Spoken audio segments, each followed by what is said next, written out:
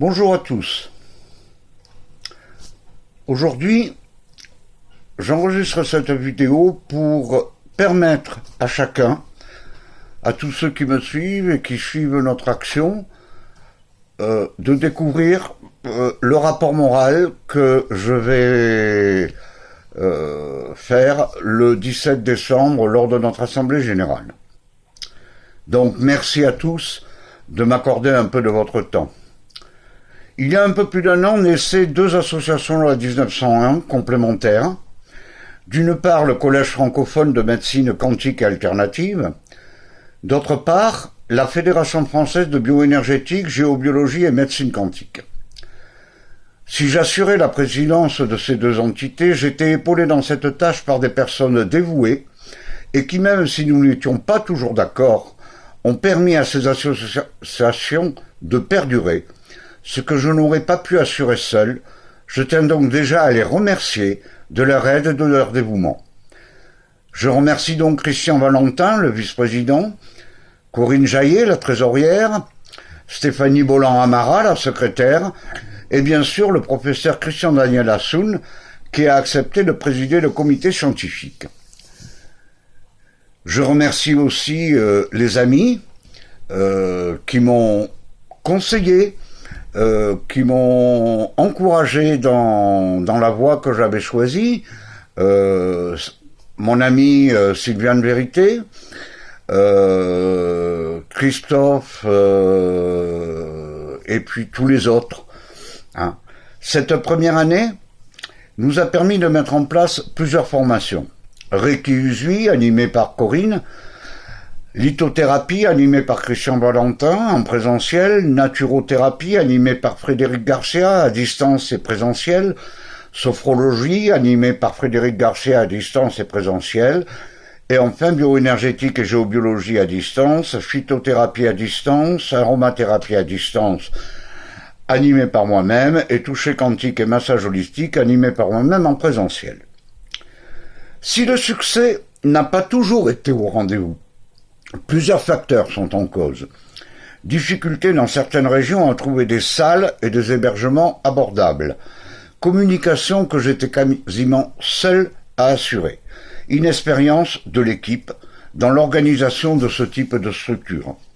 Aujourd'hui, je tiens personnellement à remercier mes élèves en bioénergétique, phytothérapie et aromathérapie qui ont essuyé les plâtres de mon inexpérience à communiquer à distance des techniques que j'avais pour habitude d'enseigner en présentiel.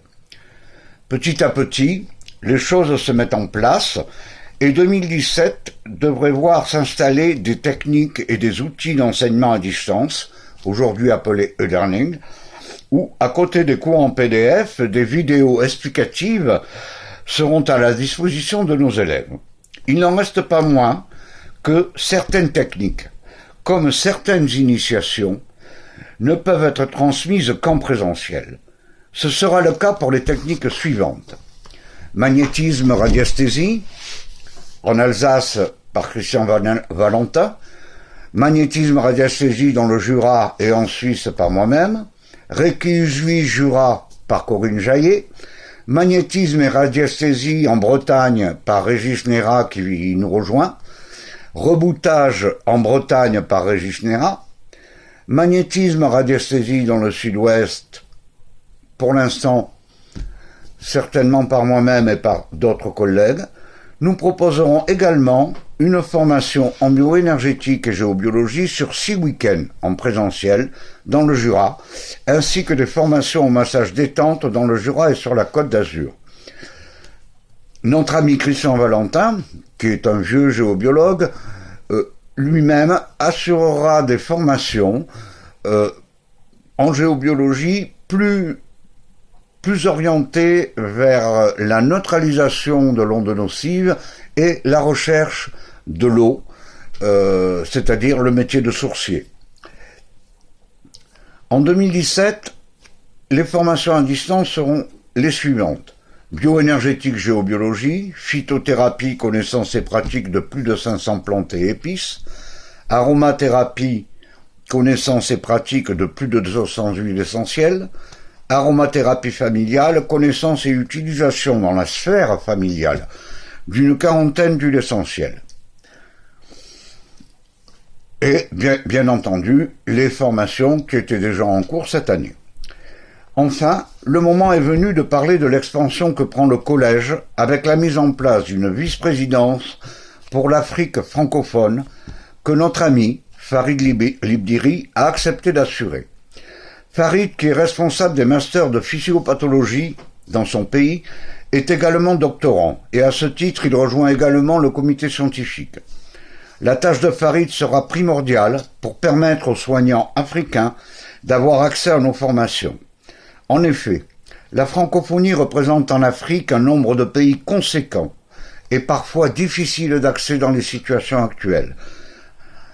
Membres officiels de la francophonie, le Bénin, le Burkina Faso, le Burundi, le Cameroun, le Cap-Vert, le Centrafrique, Comores, Congo, République démocratique du Congo, Côte d'Ivoire, Djibouti, Égypte, Gabon, Guinée, Guinée-Bissau, Guinée équatoriale, Mali, Madagascar, Maroc, les îles Maurice, Mauritanie, Niger, le Qatar, le Rwanda, Sao Tomé et Principe, Sénégal, les Seychelles, le Tchad, le Togo, la Tunisie.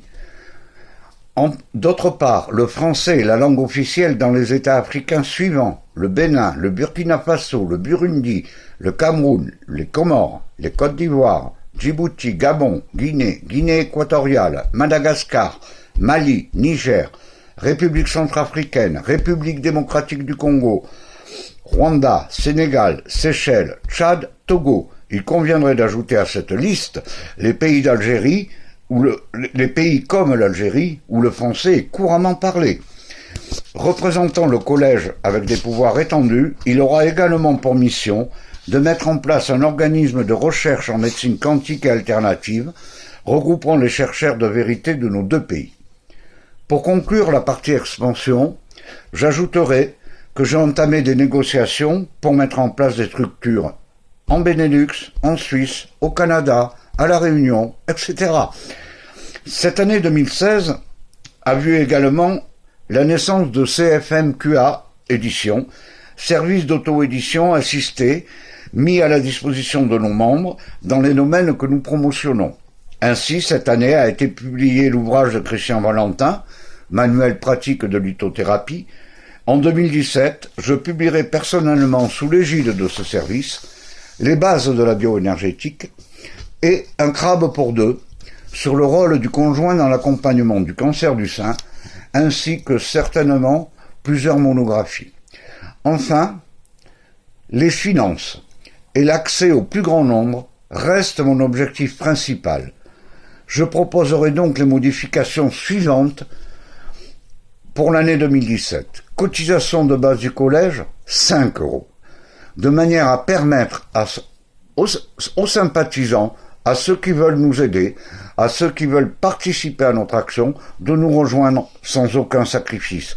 Frais de dossier des élèves, 15 €, une fois, quel que soit ensuite le nombre de formations suivies. Cotisation des enseignants qui sont de plus administrateurs de droit, 40 €. Versement des cours directement à l'enseignant, qui reverse 10% à l'association.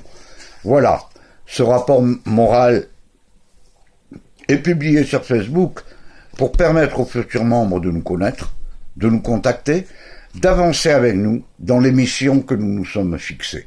Je vous remercie de votre attention et vous dis à très bientôt. Au revoir.